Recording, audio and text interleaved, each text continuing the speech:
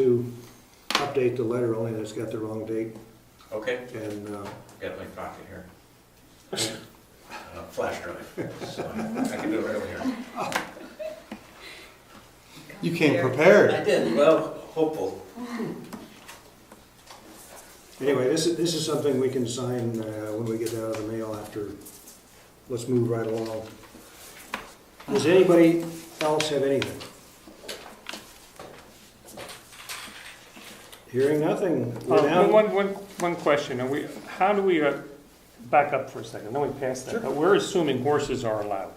Is that something that is going to be an issue that we need to make sure that horses are part of the The only allowed? thing we had in the correspondence from Virginia, and she said she talked to Bob Boudreau, and he confirmed that snowmobiles will be allowed on the conserved land, but no wheeled vehicles. The only restriction, I asked, are there any restrictions on public access? He said the only restriction is no wheeled vehicles. Mr. Nason had his hand up. That would be the restriction from the landowner, and most of the time when L-Chip puts up money, they have their own restrictions they That's will right. impose.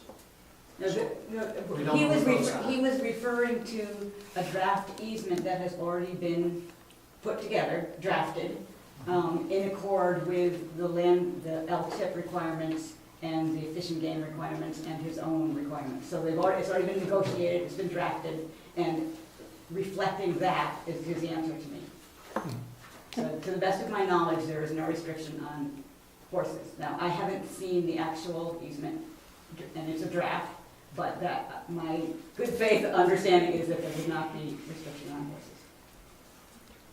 But it's very clear from the people's vote at a meeting that the town supports things of this nature. Question? Yes. Before we submit the letter, is it time sensitive? Is this something that has to be done immediately? Yes, I apologize for that. This has all been done in somewhat haste. The L-chip grants were only announced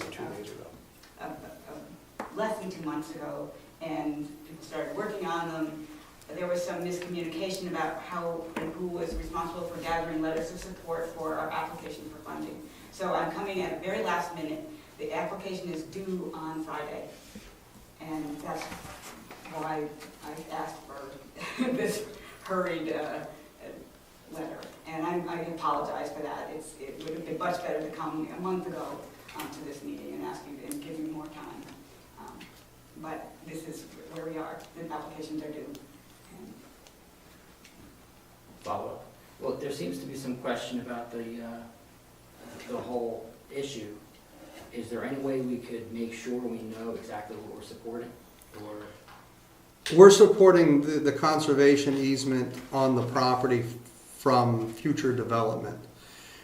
Not that much can be developed up on the top of that. It's pretty steep and pretty rocky up there. But again, whatever restrictions the property owner, the grantor, Fish and Games, knowing Fish and Games are pretty broad about what they're going to allow.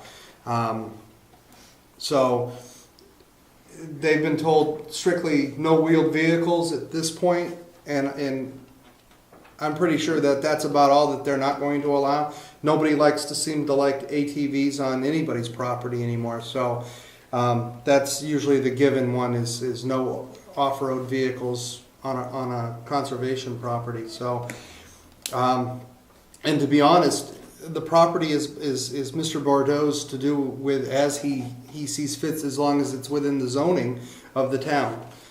If he works out a deal, I would like to see it open to everything, with the exception of the wheeled vehicles. But if for some reason something gets stricken, that would be between Mr. Bordeaux, Fish and Game, and L-Chip. So we either support the conservation easement or we don't. And he also has some pretty specific guidelines through the planning board and what is allowed in that recreation That's right. zone. And that doesn't change our zoning up there one bit.